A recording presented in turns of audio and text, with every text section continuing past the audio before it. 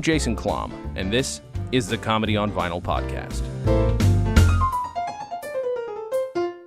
The year is 1980. The album is No Respect. The artist is Rodney Dangerfield, and my guest is Giulia Rozzi. Thank you for being here. Hi, thanks for having me. Now, instead of just starting off with an album, which we've discussed before, but it's been a while since I'd heard it, why don't we talk about a little song that you wanted to do first? Yes. Am I singing it or are you playing Oh, you can sing it if you want. You are more than welcome to. Why don't we just play it? Yeah, I will play. Sing along. I will cut a clip into it, but the name of the song is Mi Scappa la Pipì Papa. Correct? Correct, okay. yes. Which means, essentially... I'm gonna pee, daddy. I'm Scappa. Oh God, my Italian has gotten so bad as I've gotten older. But run. Mm-hmm. That's okay. The literal translation. But yeah, It's about this little. I think it's a little girl. Mm-hmm. But someone once told me it was a little boy. I'm not sure. I should probably do some research. Maybe. But basically, the kid is gonna pee their pants, and they're letting their dad know, and the dad is scolding the kid, kind of. So it's like a novelty song from the 70s. Yeah. How did you hear it? Let's. I mean, you have an Italian name. We had the album single. Okay. And my parents are from Italy. Okay. So I don't know. I mean, they got it before I was born. Okay. And I remember hearing it when I was a kid, and my sister and I just thought it was the funniest thing ever. Of course. Especially because the guy's voice, he's very no, he's like so, and then the little kid is like, Mi scappa la pipì. It's so.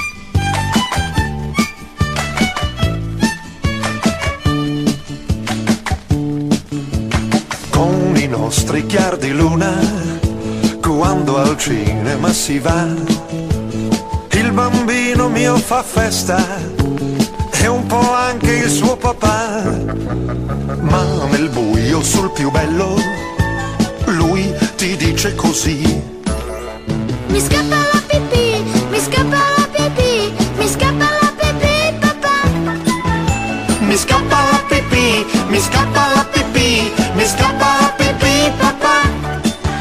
Mi scappa la pipì, mi scappa la pipì, mi scappa la pipì, papà. Non ne passa proprio più e io la faccio qui.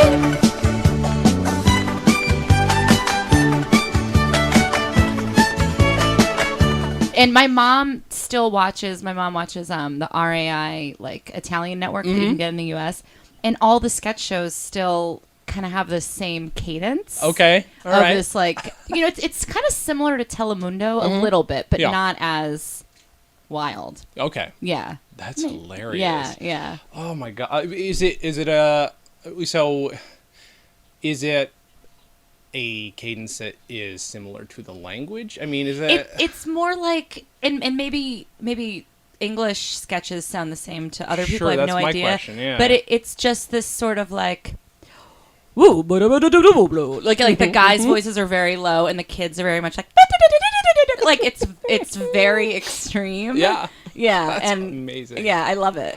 Oh, that's so good. And but your Italian, you said, is maybe dwindling a little bit. I grew up speaking half and half. Okay. Because my parents spoke half and half, and just as I've gotten older, English has taken over more in the house. Mm-hmm. And it really sucks because my friend Matteo Lane is a great comic. He speaks perfect Italian, and he says he loves it when I speak Italian because I sound like the equivalent of he sounds like hello, and I sound like hi y'all. I sound like that in Italian. Oh my God! So I need to practice. It's a little bit nerves though. It's the same part of me that gets nervous to sing. Yeah. You know, once I'm calm, I can flow Italian no problem. But on the fly, I'm I can't do it. I don't, because I don't speak any other language. And I learned German when I was little and lost it quick. You kind of forget that it's a skill, I guess. Yeah, it is. I can understand it. I can totally understand when my mom talks to me. Mm-hmm. But, and we use it like a secret language. Mm-hmm. We'll talk about people in public as if nobody else can understand. Right. But it takes me I have to get warmed up. Yeah. Okay. But if I had a glass of wine and was hanging out for a couple hours, I'd be, you wouldn't even know who I was. Sure. Yeah. Did you grow up in is your family a funny family? I know funny. It's a typical question, but they're not just funny in the I have great stories about how I find them funny. I mean, my parents themselves and my sister and I I was watching Benny Hill at age like 3 and just like I've always watched like kind of Three's Company, like I was really into like this sort of risque like boobies, that kind of comedy, and which is pretty evident in all the material I've done since. But my parents, my sister and I, very, very silly together. Like always we're putting on sort of like sketches and just so good. Like doing stuff like that, making videos. And then my parents, like when they get mad, and I've sort of adopted this as well, like they're really funny. Like they'll like impersonate each other and just like make fun of each other, and they make fun of, I mean, it sounds mean, but they impersonate people and make fun of people, and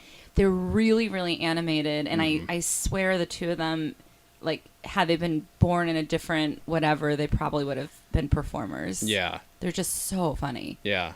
Yeah. So, because I was trying to draw a pretentious parallel between comedy and language, but like I feel like because what's your thought? We don't talk about this a lot on the podcast because I don't necessarily like to ask the question but what are your thoughts on being born funny? Do you believe in that? I'm curious. I don't know. I mean, I think everyone is funny. Everyone has a sense of humor, I hope, I think, somewhere in them. It just depends on what you find funny. Yeah. I think just some people have, for whatever reason, I don't know if they're born with it or if it's just the progression, whatever happens to them through their life.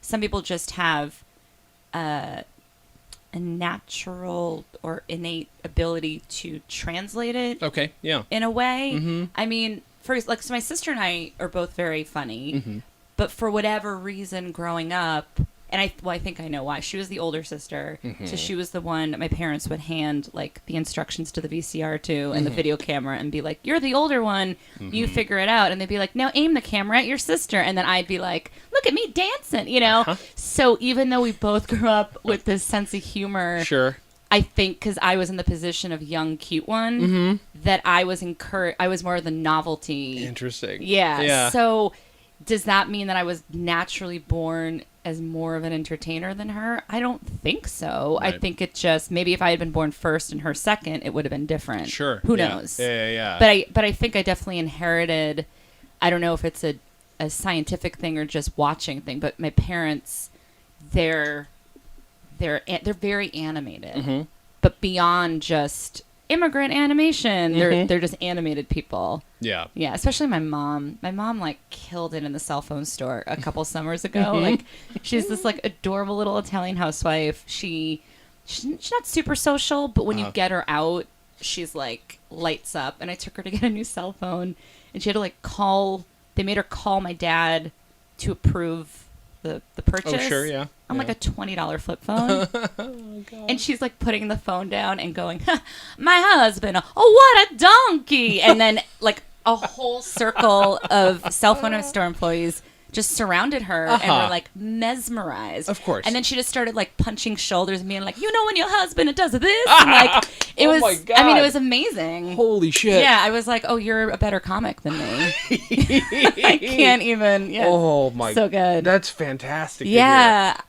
I've always, I don't know what I want. They've let me film them, and they're both on the album. I have voicemails from each of them on my album. Okay. But I would love to incorporate them more, just because they're, and again, not just because it's like, look at their crazy accents. You're right. There's something very naturally entertaining about them, and I don't know how to share it. Yeah. Would they be into it?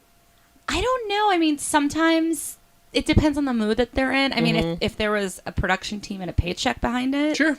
They'll do anything. Yeah, I mean, Yeah. Yeah. But when it's just like me and my phone, they're like, "Are you putting this online to make fun of us?" I'm like, "No, I think there's something here. I just don't know what." Right. Yeah. Yeah. I mean, that's a thing where there's a certain generational thing where I think people are finally maybe getting around to appreciating these kinds of differences. Where I understand any reticence to want to, because like you're different. They're afraid people are going to be laughing because they're different than others, which when their charm is clearly in their natural skill. Yeah, that's really great. Yeah, I mean, I do have I have a couple jokes about them on my album, which I guess are sort of, I mean, I am making fun of them, but I used to do so much more, and I've really sort of pulled back because I I want to showcase the genuine funny side of them rather than me doing impressions of them. Okay. I'm trying to figure out how to make that shift because I want to present their genuine, like,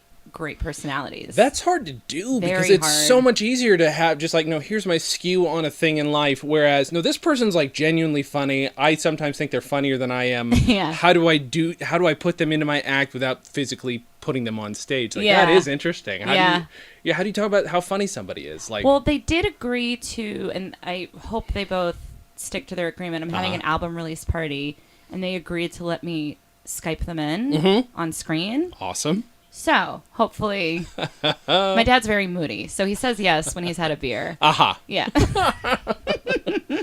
What kind of comedy beyond songs about having to take a piss? Yeah. What was like the first stuff you listened to? I mean, were you equally exposed to English stuff and Italian stuff, or Mostly English. Yeah.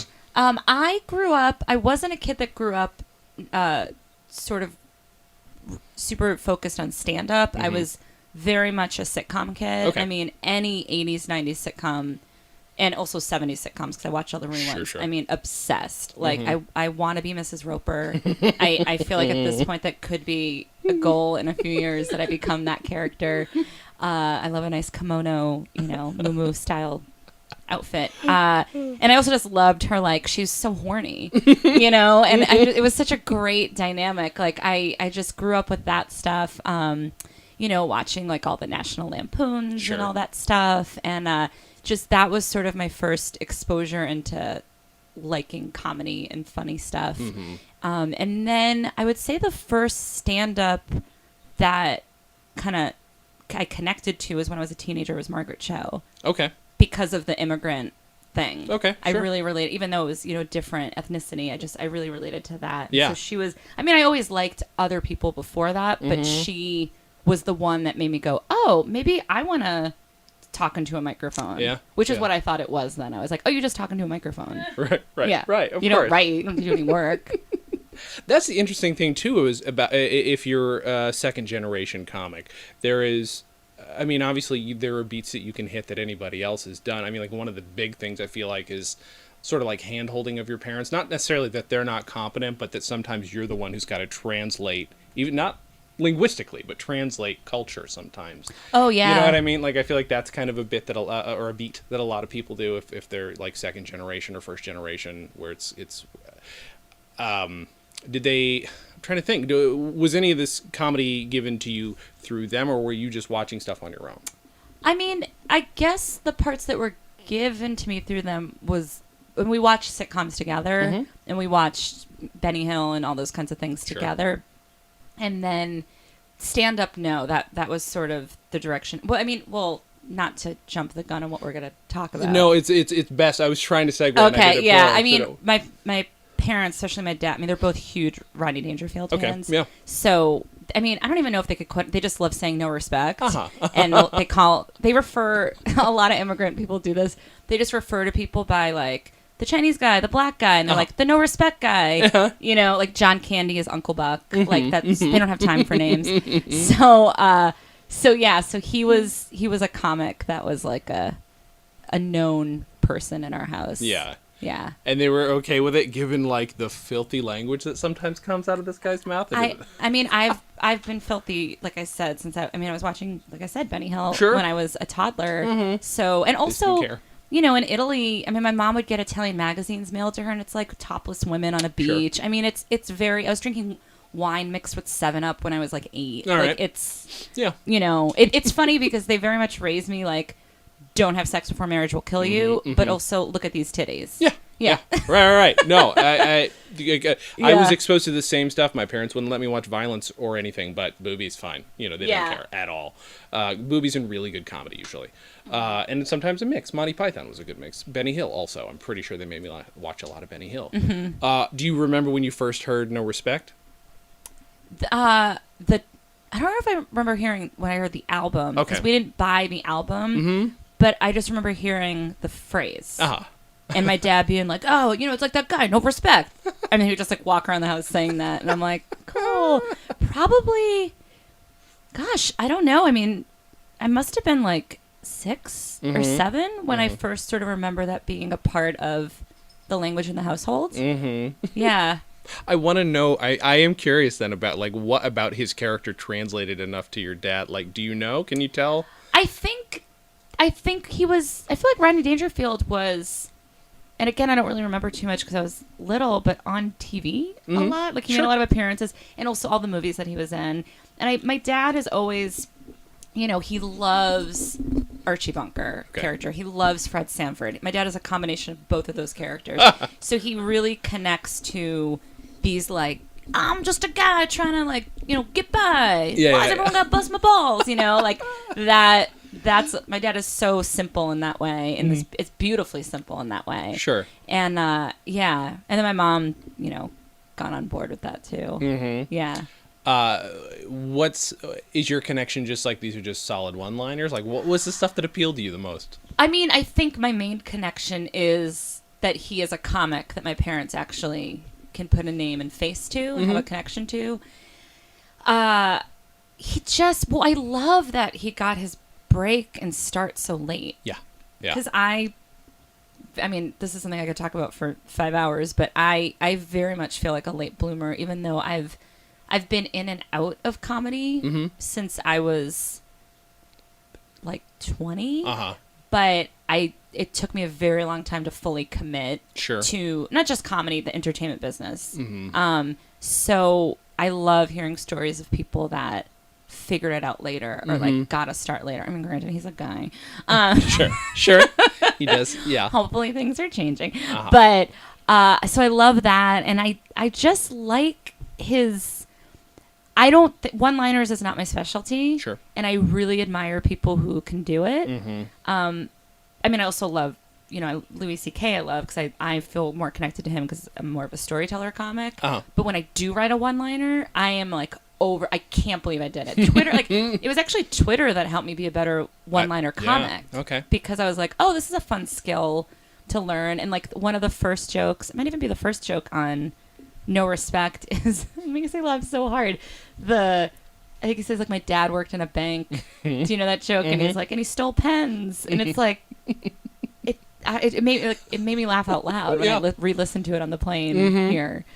It's such a weird mix of, like, cute stuff like that. And then, like, he'll call his daughter a whore or whatever. Like, if whatever serves a joke. Like, he doesn't care. I mean, I didn't like, he does have a rape joke. That he does, you're right. Which was a little jarring. But it was also a different time. But then there's that tricky thing where, and I don't even know that I can go into it because I don't even know what my opinion is, but it's like, I don't want to censor comedy, but it depends on the comic. Yeah. If that makes any sense. I get it, yeah. And it's like, that's not how it works. And who am I to say who's allowed to say what? Sure. So it's tricky. Yeah. So when I heard it, I was like, whoa, I forgot he had that joke. Yeah. And then I was also like, yeah, but... right. But I was also like, no, but I felt very torn. Yeah, no, it's hard. Like, even like you can espouse till you're blue in the face that censorship's not a good thing, and that you never have to watch your mouth. But also, like, at the same time, like, we all have triggers. We all have shit that's just like, oh, that was lazy. Yeah. Like, that's a big thing I have. Like, did you have to make that rape joke, or was it you being lazy? Well, it depends what your intent. It's all about everything with words is about intention. Absolutely. So if your intention, because I talk about rape in my set, but I talk about how I'm terrified of it at every moment that I'm alive. I'm like, is this the day? Like it's. I think most women can relate to that. But when it's someone who's just like when someone does like a.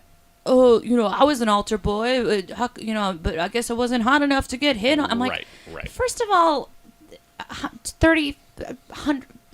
How many people have that joke? Number one. Yes. And number two, why? It's like, it's so sad. Yeah. It's like an awful thing that has happened to people. Yeah. It would make more sense had it happened to you that you're now making fun and being able to deal with it through comedy. Or if you can find an angle to, and I know it was controversial to some, but when Louis C.K. did the SNL monologue and he talked about you have to really want to molest a kid. I don't know if you know what I'm talking about, that thing. Yes, I do. And, I mean, I gasped a little bit, but I was like, yeah, I get what he's saying. Yeah. He's not condoning it in any way. No, He's no. trying to understand the mind of somebody that is horrifying. Yeah. Yeah. Yeah. That's the other thing. Yeah, that's just it too. Is like it's that kind of like artistic exploration that like is the same way that where I'll be like, I don't. Is it? I mean, here's the thing. I'm lucky enough not to have a whole lot of triggers, and also I'm not a woman, so I don't have to deal with the shit you were just talking about. So like, Yeah. it's not the same for me at all. So it's easy for me to be like, oh well, this other white guy is talking about this stuff that's also never happened to me. But like, I am really fascinated when somebody does like an exploration like that. Yeah. Knows he's gonna piss people off, and knows that like there are two people in the audience. One is the people who just heard a certain word or set of words and thinks I'm condoning it. There's another group of people who are like, at the very least, even if they're disgusted or don't care, they at least know what I'm actually trying to do. You know? I mean, I've tried things out. Like, even like, it was like 6 months ago I did a show, and my boyfriend is a comic, Will Miles. He's black, and I was doing a joke about dating a black guy. And as I was saying the joke, I didn't say the words I wanted to say, and I think I came across as making it sound like I was doing my boyfriend a favor by dating him. Oh. And there is an element to there is that element in the joke that I'm trying to make, in like I'm making fun of that idea. Yes. But I know that the way I said it didn't come out the right way. But I was working out the joke. Sure. Nobody got mad. Yeah. I mean, maybe someone did, but they didn't say anything. Yeah. I immediately called my boyfriend afterwards. I was like, I just said this thing on stage. It's not how I meant for it to come out. Am I a horrible person? He's like, no, like you're working out a joke. It's okay. Yeah. However, somebody could have heard me, blogged about it, videotaped it, whatever. Yeah. And it's a little tricky now with censorship and activism and all that stuff because, like, look, I was a sociology major. I get fired up real easy, right? However, I'm also a comic. Yeah. And it's an interesting, I mean, it's probably partially why I am a comic. And it's hard, though, now because I'll go online and I'll see somebody outraged about not just comedy, but about anything. And I'll be like, yeah. Can I swear? Yeah. Fuck them, you know? And then I'll see someone else tweet the opposite view and I'm like, oh, good point. You know? And I feel very... It's like you don't even have a chance anymore to come up with how you feel about an issue. Absolutely. Yeah. Because people are... I mean, the second something happens, there's already a think piece, a petition, a meme, and you're like, I don't even know if I'm angry. I just know I'm fueled right now. Yeah. Yeah. And it's such... It's good for some stuff, but it's also like... I don't even know where to put my energy anymore. Yeah. Yeah. That's why that's the problem is like I even avoid, like, if I have a strong feeling, I have to give myself so much space before I write anything about it. Yeah. Or if even. Yeah. If even. And I kind of regret it every time I do, even if I think I made a good point. Yeah. Like I tried to say something the other day about men's rights being a bullshit idea. And I had a friend, a woman, fucking just wail on me for it. Yeah. And I'm like, wait, why are you? And actually, most of the point, she misunderstood what I said, but every point she made was actually fairly valid. And I'm like, you know what? I guess I should have included that in the list of caveats and asterisks below. But like, you have to say everything. You have to have a series of footnotes with anything you say. And it's just like, oh, fuck. So, like, that's just it, though. It's like, I'm now complaining about having to be careful with my words. Whereas I hate it. I hate it if a comic... I will get pissed if a comic says the wrong thing, too. Like, and, you know, and it's hard. I did a podcast last year, and the issue of sexism came up, and I said, essentially, basically, someone on the podcast was like, don't men face sexism? And I go... Give me an example. I never said that men don't have gender issues. Sure. I never said anything along those lines. I think there's a lot of shitty... I think we raise men and women very shitty. There's a lot of horrible things. But by definition, when you look in the dictionary, because I looked it up afterwards, it says, you know, discrimination based on gender, mostly geared at women, right? That's the definition. Sure. So, and then because I had this sort of, you know, not challenge, it was just an interaction. I kind of felt a little off guard, and then I kind of got a little mad. And I don't know if everything I said was correct, but it wasn't, we're having conversation. That's that's at the end of the day, that's what it was. Yeah. And I had some men tweet at me, like that. I have a good point. I never thought of feminism that way. Like it was like great, right? But the amount of dumb bitch, dyke, cunt, whore, all these things, statistics, photos of evidence of all this. What about the boys that were molested? And I was like, I never said any of that. No, I didn't. And also, I'm not a perfect person. Sure. If one thing I said was wrong or offensive or hurt you, a great way, and I'll say this on your podcast, I don't know if anyone's going to hear it or whatever, email me. Yeah. Email me and go, hey, you know what? Actually, my experience was blank and I think blank. I'm like, wow, I'm so open to learning that I will hear you and take from it what I can and maybe we'll have a discussion. But all caps calling me a dumb feminist dyke cunt, you've lost me. Yep. It's not going to cause any change. Nothing's changed. No. Now it just fuels the opposite sides to hate each other more. Right. And it's like, man, I don't know. This stuff worries and upsets me. It makes me not want to have children. Understandable. Yeah. That's lack of dialogue. That's an attack. I mean, like, it's the same shit people talk about day in, day out, is like a dude attacking you. And I mean, it's not, obviously not nearly the same online, but it is fucking, like, it's an attack. That's all it is. You've got nothing to say if that's, yeah. I mean, my intention in comedy is to make people feel good, feel less lonely, and once in a while maybe change someone's mind. And I don't want to hurt people's feelings or like attack or whatever, but I mean, I'm just doing my best, but just calling me names or calling anyone names isn't going to ever fix anything. And that's on the opposite side too, because I know plenty of people, comics and whatever, who, we all get mad. Sure. We all say things sometimes we don't mean. Yeah. We're human. Speaking of being human, Rodney Dangerfield might be the most human comic, at least of the era. I keep forgetting that this album came out in 1980, and I mean, he's 50-something at the time when this thing comes out. Ancient. Like, I mean, not ancient, but ancient for like a comic hitting their stride. Yeah. And it's fantastic. Like, you said one of your favorite jokes, which is, it was an adorable joke. Do you have any others that like sit with you, or ones that you like remember? Like, I mean, I love all the ones where he's, I love that how self-deprecating he is, because it gives him, it's more endearing when he's making fun of his entire family. Sure. Because if he was up there thinking he was amazing, that wouldn't fly. But when he talks about like his wife, I forget the joke, but something where he hasn't seen his wife. I can't remember what it is, but it's basically about his wife having sex with other people all the time. Yeah. Which is just, I love it because, I mean, I could be wrong, but I feel like for that sort of early yes, he's calling his wife a whore, and that's not nice, but it's such a I just thought it was a cool angle in that it's his wife that's the cheater. Yeah. And his wife is the one, it's, why I love Mrs. Roper. His wife is the one that's sexual, and he's the one who's sexless. Yeah. And I think for that time, it was sort of a different perspective to take. Sure. And then I also love the audience interactions he has where he's like, it sounds like a casual bar show when he's just saying things like, well, that was a joke in case you didn't know. And I'm like, oh man, like we've all done that when you're like, stop, don't yell at the audience. Right. Don't do it. It's not their fault.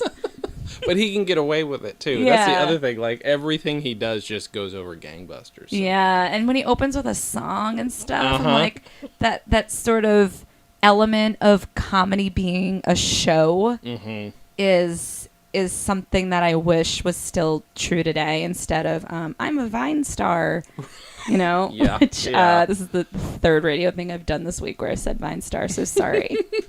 Sorry to the Vine stars. Oh God, you know that they like live in a compound on Vine now, right? Wait, what? Hollywood. There's a place where like a lot of Vine stars live, and it's on Vine in Hollywood. You're joking. I'm not kidding. What do they do there? Fuck, that's where they live, and then they go and fucking shoot 10-second videos or whatever the fuck. Like, they live there because they're getting contracts to live. I'm sorry, I sound like an old complaining man. No, but I mean, like, look, this is just. I thought They're all fun. All the apps are fun. I've tried them all. You know, I've dabbled. I feel like they're drugs. I've done a little Vine. I've done a little Twitter.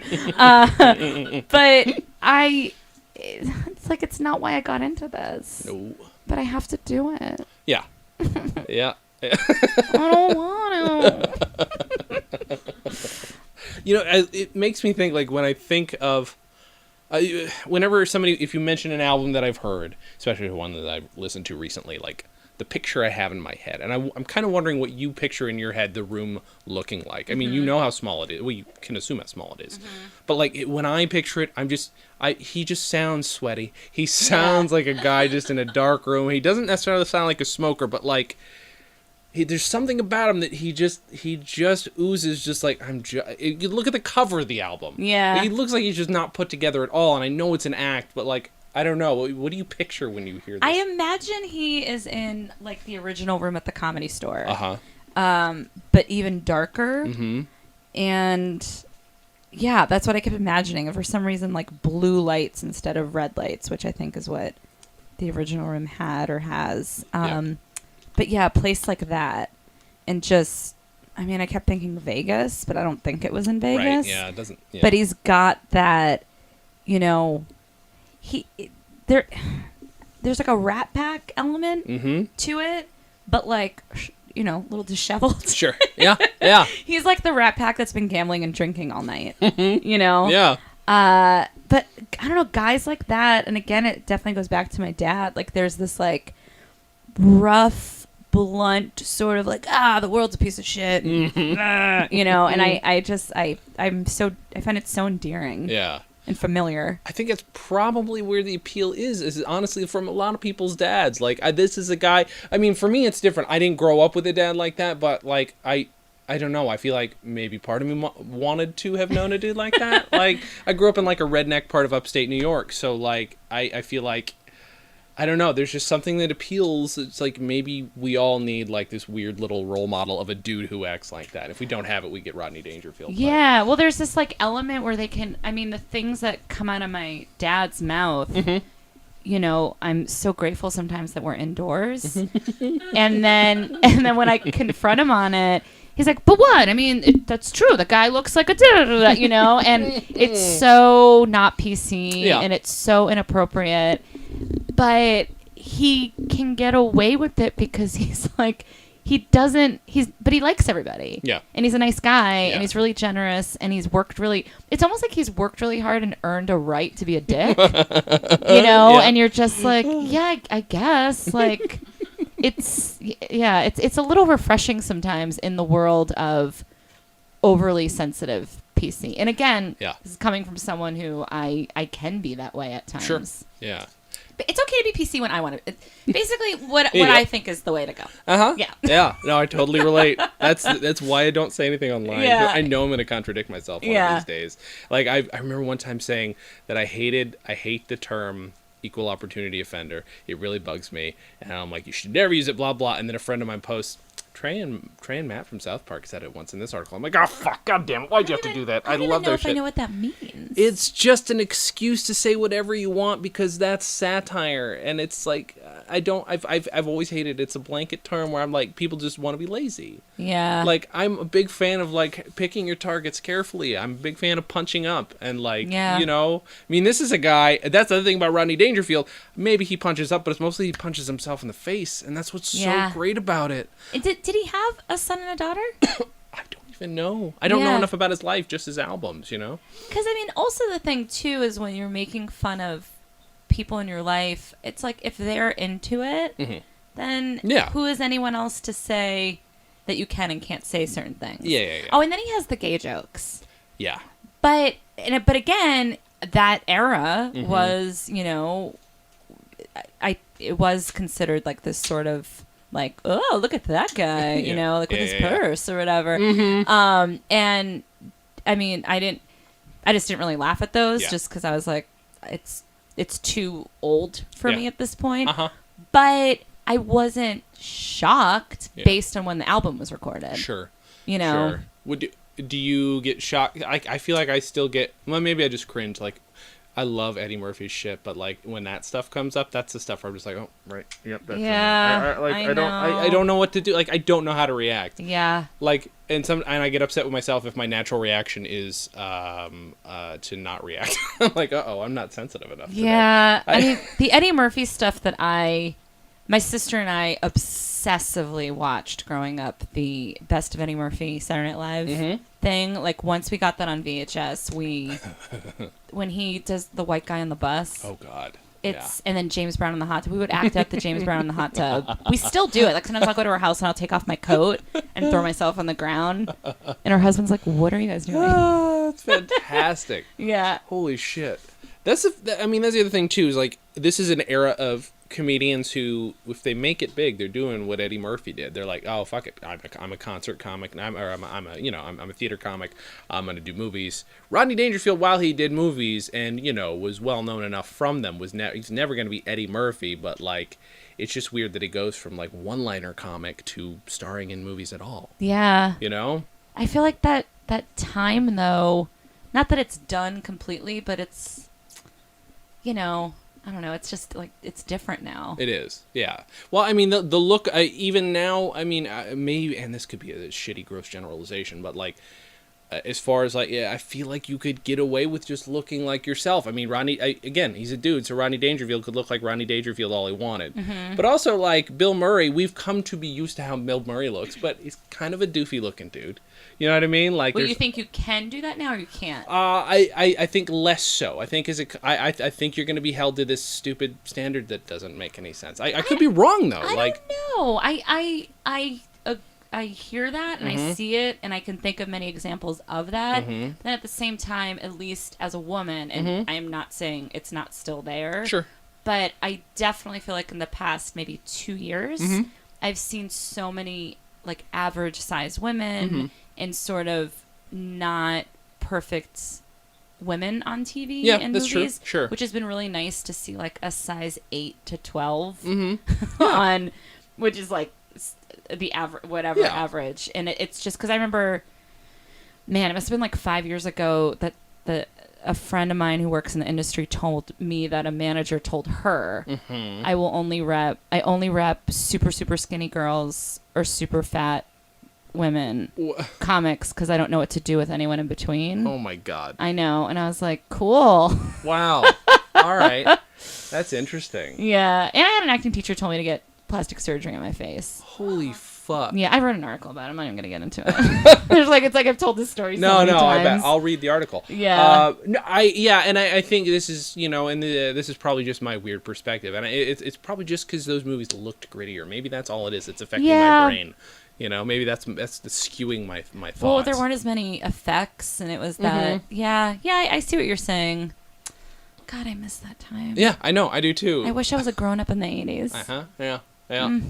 I mean, yeah. I want to be in that TGIF block of sitcoms so bad. I'll even take the 9:30 slot. Right. Did you watch Perfect Strangers? Everything. Okay. Every single show. Yeah, I love I'm a really big fan of Perfect. Really? Yeah, I really want to. Reunion. I would love a reunion of that show. My mom was super into the Balky character. If you're not surprised.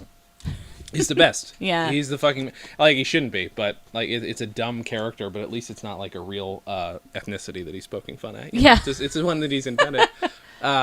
He's just generalizing about that part of the country, the world. So, all right, so Rodney Dangerfield, is there... I mean, again, you don't do one-liners, but is there anything of his style that's, like, rubbed off on you or anything? Yeah, I mean, the one-liners that I do... I think have a little bit. I guess I'm inspired by him or relate to him in the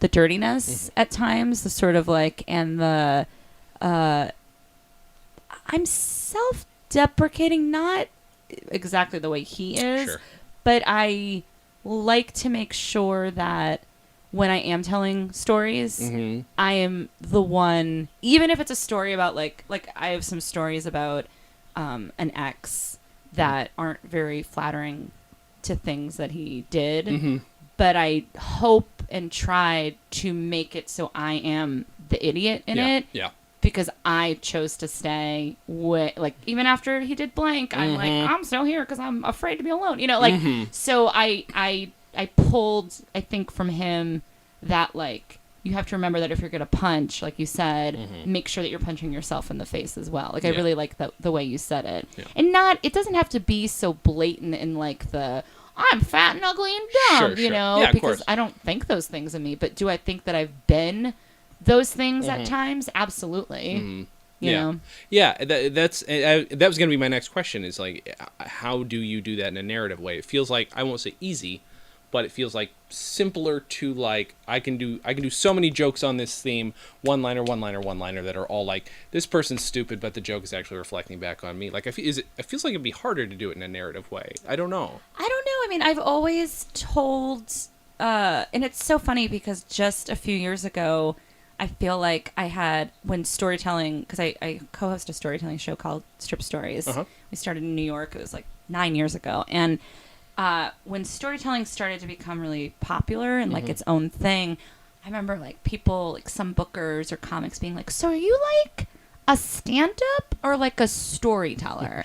And I'm like, I say things into microphones and laughter sometimes occurs. Like, I don't know, whatever. I'm a performer. Like I would just say I'm a performer, a comedian. And I felt like there was so much questioning of it for a little while.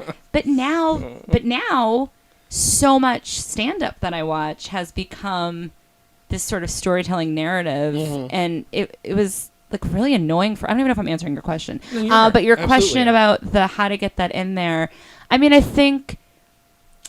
I don't know. I play around with it. Like I'll tell a story and I'll make sure that I have the certain punchlines that come in, and that's why it's like I've been having more fun. Like after re-listening to that No Respect album, I was like, man, I wonder if I should try to challenge myself just for fun to see how many one-liners I could write on a certain topic. Right. But it would feel very unnatural to me to then just go up there and say them and back like boom, boom, boom, boom, boom. Right. I would have to include a storyline. It's just the way my brain's always worked in comedy. Yeah. You know, what'd be interesting too is like I feel like it's just a subtextual narrative to the way he's telling them. Like he's obviously telling them in an order. Like here's my group of wife jokes. Yeah. Here, there's probably a transition into daughter joke. You know, like that. It's there. It's just not in story form. So, but it does feel like it's probably one reason why he didn't bother with it. Is like, first of all, I've got a catalog of jokes. I'm just going to use my catalog of jokes. But then the next thing is like to totally just add, what would be to him extraneous words. You know, that's just interesting because the storytelling thing, and then I'm just trying to think how you would do. How you would have to string them together in the same way, like just. Yeah, I mean, I think it's helpful though to look at your stuff and see new things you could try, because I'm sure there's probably some fat that I could trim off of certain things and bits, and even like going back and like I recorded my album in October and it's February that it's coming out, and like. Even since I've listened to it, I'm like, oh man, I could have changed this, and this has. I have some of the jokes have new endings now, and and I don't know, it's like never done. Yeah. I could definitely cut some likes and ums, and you know what I mean. I say that a lot. I'm like, maybe that could be my tagline. I'm like, no, it's just a filler. It's just a habit. Are you gonna stick with the stuff that's on the album, or are you a like brand new material? There's about 15 minutes that is still, and some of it that I wrote within the last year. So the stuff that's about 2-ish years old, I've since I did the album have added. Okay. So I feel like it's this weird thing, as part of me wishes I didn't put it on the album because it's even better now with the new stuff. Yeah. But there's a lot on there where. I mean, I'll do it if I'm doing a headlining show within the next few months, because I won't have a whole new hour by then. Sure. And I do think that, I mean, it's also not assuming that everyone in the audience has heard the album. That's the other thing, too. Yeah. But I mean, the goal is to have, a whole new block of, and I have notes and I have ideas. It's just, it's the exciting but very painful stage of trying new things Yeah. and being like, oh, this is so bad right now. It's so uncomfortable. But the way I like to do new material, depending on the show that I'm doing, is I sandwich it between stuff that works. Yeah. So you don't go home and kill yourself, you know? You know, so I don't know, but people have different, some people throw away all the material once it's on an album. Some people keep doing it. Yeah. I mean, I don't know, but there's a little bit of material on there that I'm still really having fun doing. Whereas there's some stuff on there where I'm like, I don't even know that I could say these words still. I'm just done with it. That makes sense. Yeah. A little bit back to Rodney. Did you watch or were you a fan of his movies at all? I'm curious. Or is it just like this guy, this character? Oh, no. I watched the movies. You know, why am I blanking? I should probably mention that I haven't slept in a week. And I should know them off the top of my head too, actually. Yeah. There's Back to School. There's Back to School. There's Ladybugs, which is a little bit later. Yeah, era. that's later. But then there was one after Back to School. I got to be honest, and this is so, like I said, like television, I can tell you what character, what show, what episode. Sure. I mean, for some reason, and still to this day, like television sticks with me. Movies, as soon as the movie is over, the only thing I can tell you is whether I liked it or not. I do not remember. Like like I'm in it while I'm watching it, and I don't know why. That's and interesting. so a lot of those 80s movies with like Rodney Dangerfield, Chevy Chase, Sure. John Candy, they're all, I'm like, yeah, it's called Back to the Animal House Shack Lampoon. You know, like they all sort of mush together. I can see that. I was also a child. Sure. Yeah. Of course. Of course he's in Caddyshack. That obviously Yeah. should have that one should have popped up. He was in a movie called Rover Dangerfield where he plays a dog. It's an animated movie. Yeah, I didn't say that one. I'm sorry, but I can't believe that exists. That's making me laugh very, very, very much. There's another couple in here that are just well, fuck me. I can't give. There goes my knowledge. Back of to movies School now. was the big one, right? I think so. Yeah, I mean that's the first one that pops into my head. But did he also did he do any television? Why am I thinking that? But No. he never had a series. But I mean, he did cameos and shit all the time. He's Yeah. on one of the better episodes of The Simpsons. He played Mr. Burns' son, long When lost did he son. die? Well, I just saw that he had a movie that came out in 2000. But that doesn't mean he shot it anywhere near there Yeah. because they could have just released it years later. When did Rodney Dangerfield pass away? 2004. 2004. His eyes used to scare me a little bit when I was a kid, no, I too. can see that. And just looking at them, they're very bulgy. I actually kind of want to know what he looked like as a young man because I've never seen pictures of him younger than 1980. You know, I've never ever seen young Rodney Dangerfield, and I wonder. And I know that he used to operate under a different name, et cetera, et cetera, et cetera. I just love. I mean, it's just the age thing. It's so. You know, you always read inspirational quotes in like your dentist's office that say like it's never too late or like keep going, and it's just nice when you hear evidence of that because and not to discredit anyone who's young, Sure, but you see all like these lists that are like the top young blah blah blahs, and it's like, but why is it a credit or to be under 25 or 30 and achieve something? I mean, it's great. And when you do the hard work, I don't want to be a hater to anyone, but I also, there's lots of great people doing things that are 30, 40, 50, and all right, so if you're going to recommend this album to somebody, let's say there's somebody out there who's never heard Rodney Dangerfield, I'm not going to put any clips in this because we've done it before, so that means I've spent my clips, but we will have the pee-pee song in here. So, if somebody's going to listen to this album to get into Rodney Dangerfield, or in general just to appreciate a different kind of comedy, what's a good reason? Like, how would you condense a couple sentences? I think other than the rape and gay bits, the rest of it is just a really great example of, and I don't know that I can say it any better than you did, punching yourself in the face harder than you're punching others. And it's just so you know him. Like, a guy like we're all a little bit like him. You know, we're all a little bit of a sweaty mess that is like disrespected. Yeah. You know, and Yeah. and I think that's probably the best pitch that I can do of this album. Yeah. Yeah. Of it'll touch your inner Rodney. It really will. Yeah.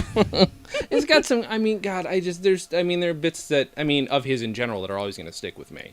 Yeah. Like, I mean, the Dr. Slap My Mother bit is always going to be funny. And Oh, he yeah. probably didn't write that one. I don't fucking care. Yeah, I didn't He even realize that delivers was it. his. Yeah, that's one I always think of. I don't even think it's on this album, but it's like the first thing that pops into my head. Yeah. Every time. That, and of course, like being the guy to pull out your collar, which is, did he ever even do that? I don't know. I think He must have, right? Yeah. Like, I mean, it's just... Tapping his sweat with his tie. Yeah, he's just so legendary at this point, and it's great, like you say, it's great that he became a legend like so late in life. And, Yeah. it's. I also recommend, like, if you ever listen to a podcast out there, go listen to podcasts where Maurice LaMarche is on the Nerdist, for instance. Anytime he talks about Rodney Dangerfield, A, you get to listen to him do a fantastic Rodney Dangerfield impression, and B, you get to hear him talk about the several times he saw Rodney Dangerfield's balls because he never closed his robe properly. Those stories are the Amazing. greatest stories on the planet. They're so stupid, but like he like toured with Rodney Dangerfield. Like, Oh my God. So that I can't imagine what that would have been like. Yeah. He's a super generous guy too, just throwing money all over the place. He's like, "Fuck it, I finally have money." Like Yeah. you know, and he appreciated probably every dime he had. Oh. You know, hey, right? That's the kind of stuff you want to hear about this guy. Oh Like, yeah. I mean, I'm like dying for the day that I can like take 10 friends out to dinner. Mm-hmm. You know? Right? Yeah, I know. That's and I was actually just thinking earlier. Sorry, we should end, but like. Think on this, audience. I was trying to think. First of all, I don't know how many good comedian biopics they've ever done. Lenny's really good, but it's sad. I don't know if you've ever seen. I haven't Lenny. seen it. It's so fucking sad. Okay. But like, who the fuck could play? Like, that's the hard part. Other than if you're gonna do an impression, because there's a comedian. Oh fuck, what's his name? Does a really good Sam Kinison and tried out to be Sam Kinison in a movie about him. Other than doing an impression, like, how do you find, like, his essence? This is Rodney Dangerfield's essence is what made him so funny. Like, I mean, my dad's available. all right, let's get him to do it. Fuck it. Let's start it now. That was a water drink. Well, thank you so much for being here. Thanks for having me. What do you have to promote? Where can people find you? When is this coming out? It can come out this Wednesday. Okay, my album comes out Friday. Awesome. It's called True Love, and it's on a label called Comedy Records. They're a great label based out of Canada. Awesome. They're doing a lot of American comics, and you can get it on iTunes. I also have a podcast with Will Miles called Hopefully We Don't Break Up, and we have other couples come on, and we just talk about love and relationships and That's how to awesome. make it work and stuff, and it's been really fun. And yeah, those are like two of the main kind of things that I'm excited about right now. And GiuliaRozzi.com, Twitter, it's spelled different, so it's with a G. That's it. Awesome. Yeah. Thank you so much for being Thanks here. for having me. And thank you for picking a good album and a good song that I guess we'll close on. Yeah, and I'll be on any Vine Stars movie. I just want to make that clear. I think people under 25 are wonderful, and if you can give me a job, I'm in it. I'm trying to. I should. I keep forgetting to promote this. Go to the Stand Up Records Roku channel. There's select episodes of Comedy on Vinyl that you can listen to. Like, you'll see a big logo of our fucking show, but you'll be listening to an episode of an older episode of the show. The Stand Up Records Roku channel's got a bunch of really cool stuff. So it's kind of like a podcast network, but like limited. I'm on Twitter. You can find me. I'm not going to tell you. Nobody can spell my last name. And thank you guys for listening. And as always, have a good thing.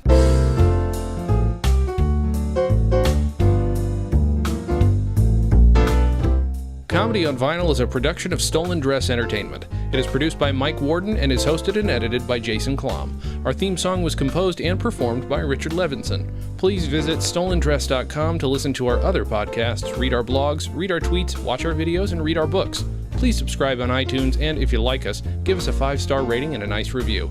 You can find us on facebook.com/comedyonvinyl, Twitter @comedyonvinyl, and find everything else at comedyonvinyl.com.